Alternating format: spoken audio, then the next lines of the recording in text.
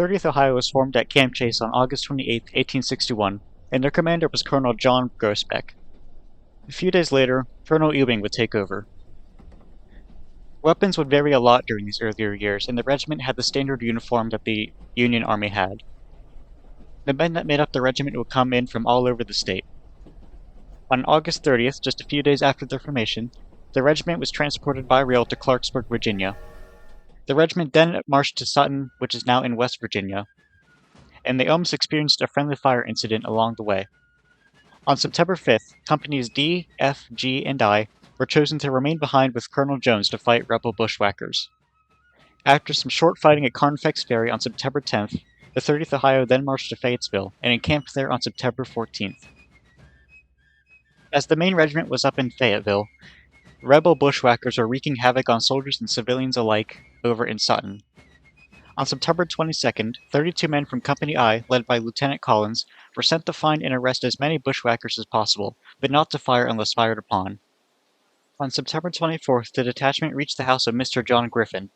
At 4 p.m., the house was suddenly surrounded by 150 rebel bushwhackers, who poured a volley into the unprepared detachment. The men in the detachment had been scattered around the property, some relaxing on the steps, some in the house, and others on the lawns. The volley wounded Private Peter Simmons and a civilian named Mr. Kreitz, who was a guide for the regiment. Lieutenant Collins ordered the men into a skirmish formation and began to advance towards the bushwhackers. The rebels slowly began retreating up the mountain behind them, firing at the detachment as they went. The detachment began taking heavy casualties, and Collins ordered them to pull back. The detachment retreated back to the house and prepared for an attack. The rebels returned, and the two sides fired at each other, the 30th from the house and the rebels from the woods. Lieutenant Collins then ordered a group of 5 volunteers to escape the house and run to Sutton and inform Colonel Jones of the situation.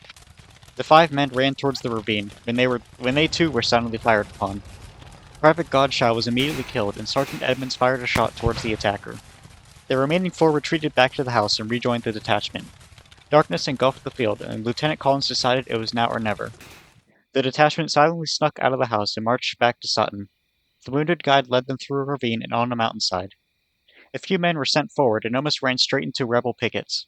The scouts led the detachment further left, where they were almost ran into another rebel group. The detachment then abandoned that direction altogether and marched through the ravine undetected. The detachment managed to march back to Sutton without further incident. Both sides of the split-up regiment sat at their respective towns throughout the rest of October and into November.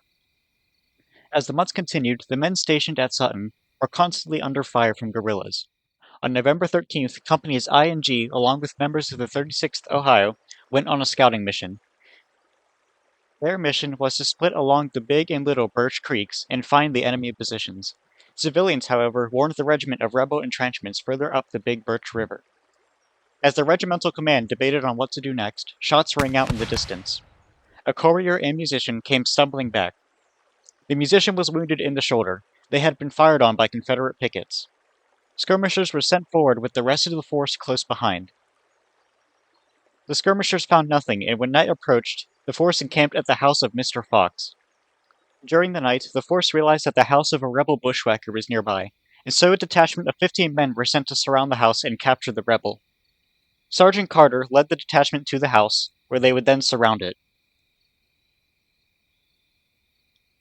They breached the house, but only found civilians inside. The detachment spent the rest of the night there, and at the crack of dawn began marching towards the meeting point where he was to find the rest of the men from the 30th Ohio. He left too early, however, and ran into Confederate pickets along the way. Carter's men opened fire, and the pickets pulled back. Carter chased them and ran straight into the main Confederate body. He began yelling out commands as if he was controlling a regiment. He yelled, "Company I deployed to the right, Company G deployed to the left at the double quick." This worked in deceiving the enemy, and they began to retreat. Soon after, the rest of the Union regiment arrived, and Company I began to chase down the enemy. They failed in finding the enemy and returned to camp on November 17th. As those at Sutton were fighting the guerrillas, the rest of the regiment at Fayetteville entered winter quarters on November 25th. Back at Sutton, the regiment was surprised to see one of their old members appear from the woods. He had been captured by the rebels earlier, but released. He found the regiment and begged Colonel Jones to save his family living in the woods around Sutton. In late December, members of Company I and G were again sent out, but were now accompanied with 17 soldiers from the 1st Virginia Cavalry. As the cavalry entered the woods near the house, they were suddenly opened up on by rebels. The 30th quickly got online, but upon being spotted, the enemy retreated. The Union then pushed to the house and loaded the family onto a wagon. The 30th and cavalry began retreating through the woods when the enemy ambushed them again. The cavalry rode off too fast, leaving the 30th to escape alone. The 30th was constantly ambushed as if they were the British at Lexington and Concord. At one point, a rebel force charged the 30th, who quickly wheeled their line and poured a volley into the enemy. After seeing this volley, the rebels pulled completely back and 30th made it back to camp. On December 23rd, companies D, F, G, and I left Sutton and rejoined the rest of the regiment at Fayetteville. The regiment would chaotically celebrate the holidays at their winter quarters.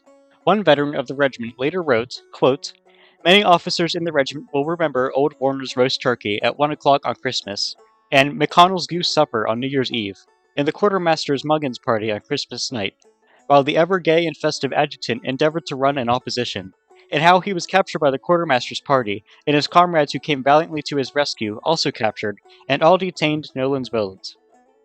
How the worthy surgeon was kidnapped and made particeps criminis. How the impulsive wagon master took his first sword exercise, and with the heavy cavalry saber attacked the bedstead and chopped a post to pieces. How the sanguine sergeant major laughed and sang, and suffered eternal revulsions at the same time, and how a certain hirsute captain convulsed the party with a fine old Dutch song." End quote. That same veteran also wrote that the weather was calm that winter, which he credited to the privilege of being able to use the houses to quarter in. The 30th Ohio entered the year of 1862 with high spirits, ready to fight Johnny Reb and end the war.